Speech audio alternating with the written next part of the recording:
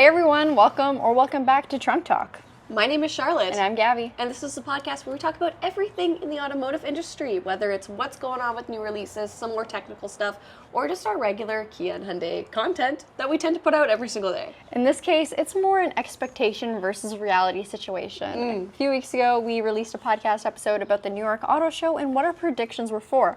And you guys know me, I'm usually never wrong. Oh, amen. Amen. That's facts right there. But turns out I was a little. So today's podcast episode, we're talking about everything we saw at the New York Auto Show, what was officially released and talked about, and the things that we didn't exactly see, but we're pretty hopeful on. And we're going to speculate on them anyways. Yes, absolutely. We're going to spread misinformation on those anyways. If there's one thing we do, it's misinformation. And the occasional correct. Fact. Yes. Now, Shell, what should we start off with? Kia or Hyundai?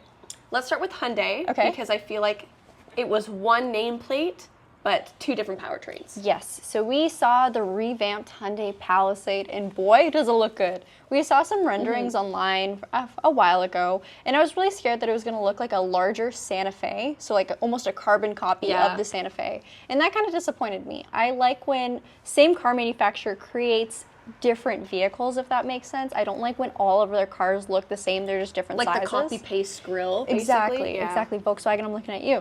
Just kidding. But it's nice to see some variation in our lineup. Yeah. So once we saw the Palisade in person, that's where we could really tell, okay, this is a car of its own. It's not just a bigger Santa Fe. It is something different. Yeah.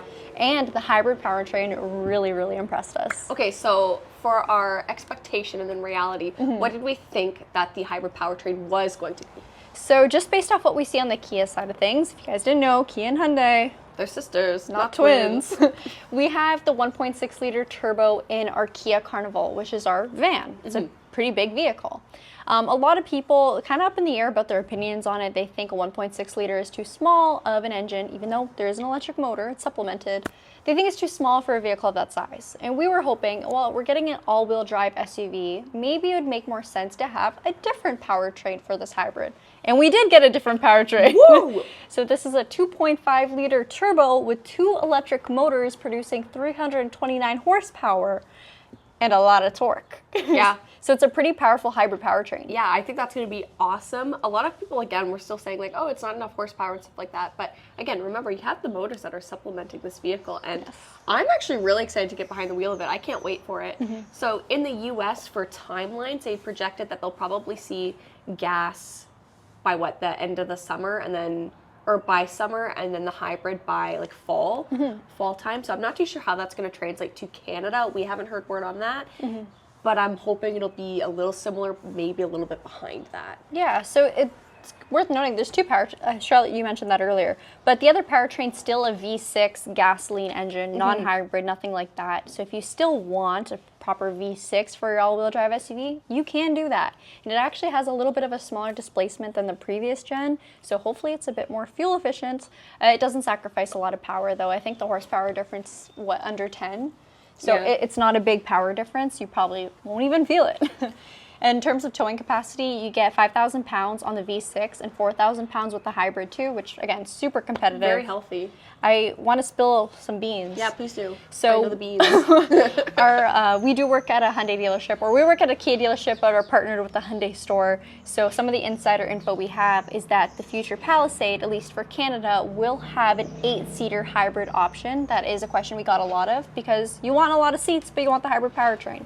I believe it's going to be called the luxury trim level, and you get the option of 7 seats, so the captain's chairs, or the 8-seater configuration with the bench in the middle. So that is huge and very exciting news. That's such a big win. And like, again, just taking a look at the Kia side of things, because that's where we take a lot of our thoughts too for these types of things, is they had just introduced for the Carnival, again, so the van, the hybrid van, the option to have a bench seat with their, their top trim. Now, it's not going to be the top trim for the Palisade, the luxury, but the fact that they are giving you the same tech features with the option for the 7 or 8-seater, I think is great. Yeah. I'm so glad that Hyundai was like, yeah, you know what, we're going to do that too. It goes to show, like, you ask and you will receive. You will receive. So whether you like it or not. Yeah. Now we just got to ask for sunglass holders, and maybe those will make it come back. Now, we're also seeing a new trim for the Palisade. Yeah, XRT. So that's new for us in Canada. Those in the US, I think you got the XRT trim in 2023 for the Palisade, and now it's going by the XRT Pro, and that's new. I'm not 100% certain on that. But. Yeah. So we got to see the XRT Pro. It's going to have all-terrain tires, a smaller alloy, but of course that's because you do get chunkier tires. It also said that there was going to be approach angle camera, so a camera kind of on the skid plate of the vehicle. Didn't see that at the model at the auto show. However, it could have been hidden, or it could have just been an extra view from the main front camera. Not sure yet. Unfortunately, when it comes to auto show cars, they're on, but they're not on fully, so we can't view the full camera system. So. It's not like it's put into accessory mode or anything like that, but some of the other defining elements on that is it had a little bit of shorter, or I don't know what I'm trying to say, shorter headlamps, it seemed. Like the grille design was very different than what you see for the more refined Ultimate Calligraphy. You had some fun coral tow hooks, which we saw in the Santa Cruz XRT, and just some more dark styling, some more aggressive cladding. I thought it looked really cool. It's very truck-like, which when I compare it to the Kia side of things, I always thought the Kia Telluride was more truck-like than the Hyundai Palisade, but now the Palisade can either look like a very sleek, sporty SUV, or it can be kind of hardcore, rough truck. So yeah, very cool, very cool. There's so many options. One more thing I wanted to say about the XRT Pro, you also get the option for an electronically controlled limited slip differential. So just a bit more capable for the vehicle, for sure. Yeah, for sure. So Palisade was super impressive. Loved it. If you haven't seen those videos, we'll have them linked down below so you can go and check them out. That way you can put a little image to your mind as to what we're talking about. Ultimate Calligraphy trim, I think that might be my new dream car, especially in the color we filmed it in, that green. Oh, robust emerald. Love it. I love green. I love that. I think that was beautiful. So check those videos out if you haven't already. Yep. Yeah. What about the Kia side of things? So Kia side of things. So let's talk about what our predictions were, because I feel like we actually had a laundry list of things. Oh, wait. Back to the Hyundai side of things. Sorry. Some of our predictions were maybe the new Hyundai Elantra. We were wrong. We did not see that there. It was the same. Yeah, the same Elantra. What else? Oh, we said maybe Ioniq 6N. No. I didn't even see the new Ioniq 6 there. No, I didn't either. No. The booth looked great, I will say that, but there was nothing else that was really new or exciting. Yeah. The Ioniq 9 was there. We have already filmed at the Toronto Auto Show. We didn't do a new video on it. We wanted to prioritize everything that we haven't seen before. And those should be coming soon, too. Like, we should be arriving them shortly, within the next couple weeks. Which is very exciting. Yes. So stay tuned. We will do in-depth videos on it. Okay, now for the Kia side of things. Okay, so predictions first. The knowns for the Kia is we knew that they were going to do a gas powertrain. They're going to do 2 electric powertrains. Yes. So that's what was known. So what were your predictions? I was thinking maybe we would see the new Kia Seltos. That was wrong. We didn't do that. I thought maybe we would also see the new Kia Telluride. That was also wrong. We didn't see that. What else? Oh, maybe K4 hybrid, K4 GT.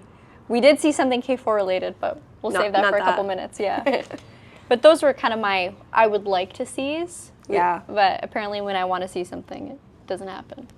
So the things that I wrote down for my list that I'm referring to here was Telluride refresh, Kia Tasman electric, but not using the Tasman nameplate. Oh yeah, that wasn't there. That was definitely not there. No. It was only just recently confirmed too. I think we have a shot of it maybe being announced in November at the LA Auto Show. Yeah, especially if it's electric. Yeah, I think that.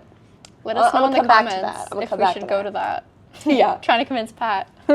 And then I also wrote down EV4 sedan, but EV4 hatch. I thought that those could be like the 2 electric powertrains. Oh, what a good guess. I know. Great. And then I put K4 hatch too. So another good prediction. Out of what we said, what was unveiled was the EV4 sedan, the K4 hatch, and this isn't super relevant to Canada, but it was the EV9 Night Sky or Nightfall edition. So basically just the blacked out version. I forgot that was there. I know, because it doesn't really hold a lot of relevance to us. Yeah. So that's not coming to Canada, and that's because we already have it, basically. Yeah. Like, it gives you an extra torque boost. It's the blacked out wheels, blacked out emblems, high gloss finishes on the exterior. We really already see that. It's not coming to Canada. Yeah. So, But but what is coming to Canada, EV4 K4 hatch was there. So that's something we've been talking about for a while. Your comments are always, when's the hatch coming? When's the hatch coming? we're like, wouldn't you like to know? In about a year, maybe. Yeah. No. Less? Yeah. It's going to come soon, but not as soon as we would love. Yeah. But it's a good looking car. I can tell you Great that. looking car. New yellow paint color that's exclusive to the hatch itself. More cargo volume, and then of course the sedan, and just a little bit more versatile, but you still get all the fun styling accents. And I like to call it a mullet. All Party in the front, or business in the front, party in the back. yeah, all wagons are mullets to me. Business in the front, it's just a K4 in the front. You get to the back, cargo space, baby. It's nice. I was just thrilled that their launch wasn't solely focused on SUVs. Yeah. Like, I was thrilled to get a hatch because we don't have any hatches anymore. Nope. They're all gone. So the fact that they're introducing one that's new, you guys have asked about it. I'm so excited about it because it's like, let's keep affordable cars coming. Yeah. You know? Affordable and versatile cars coming. Yeah, So, yeah.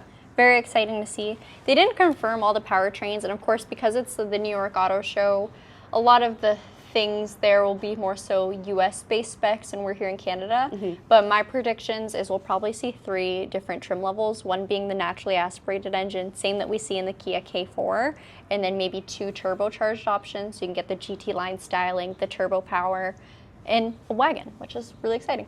Yeah. What about EV4? Okay, EV4 was... Okay, wait. Can I say something first about the K4 hatch? Sure. I had said in our prediction video that Kia said they were going to do a naturally aspirated powertrain. And in that video, I was like, they say naturally aspirated, but I said, if it's the K4, I bet it's going to be turbo. So it's probably going to be the 1.6 turbo. Yeah. And people were like, well, naturally aspirated means without a turbo. And I'm like, that's why I'm confused, because I don't know why they put it in their statement, naturally aspirated. I guess it starts off. So that's what I had said. I was like, do they just mean it's going to be like an internal combustion engine? So that's what I was like. So anyways, if you listen to that and there was confusion, you're like, oh my goodness, Charlotte knows nothing about anything. Yeah. You're wrong. And I was right. She knows a lot about Kia, okay? Yeah. And that's what matters. But the model they showed was a turbocharged powertrain, so okay. Anyways. Get it, I guess. Rant aside, EV4 time. Yeah. So EV4 is Kia's first all-electric sedan, which is super exciting. It's also set to be Kia's longest range vehicle with the bigger battery. It's 81.4 kilowatts.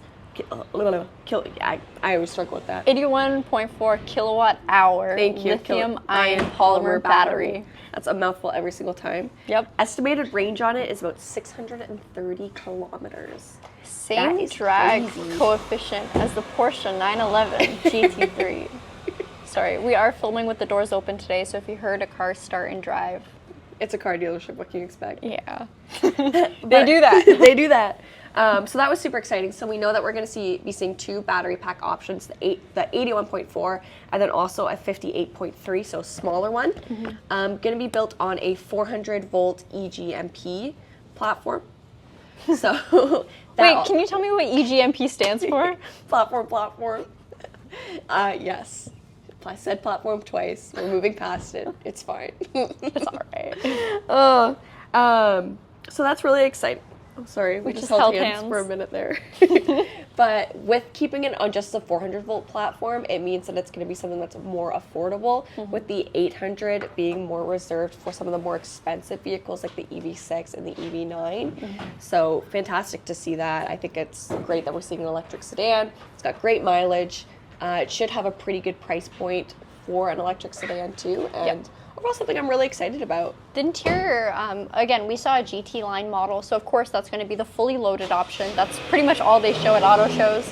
Sorry, that again was loud. Another car. All right. They showed a GT line model, but the interior was pretty funky. So the seats had a really cool design onto them. I thought they put a lot of styling into a vehicle that, again, is supposed to have a more affordable price point. So you get a pretty cool car, pretty cool styling, for a pretty cool price point. We think. Pricing hasn't been announced yet, but again, just like with what they're saying, it seems like the emphasis really is on affordability and accessibility, which I think is great. And the fact that we were seeing, these 2 compacts really made me excited about it. What are your thoughts on the look of the EV4? So I think that it encompasses a lot of different vehicles. like if you look at it from the front, you're like, okay, I can see some of the front end of the new EV6. But then if you look at it from like the C-pillar, I'm like, oh, actually see a lot of K4 in the C-pillar. And then also, you know, a very similar silhouette, I would say, too, of the EV6. Like it almost looks a little bit more of that fastback look. I'd say it's definitely funky.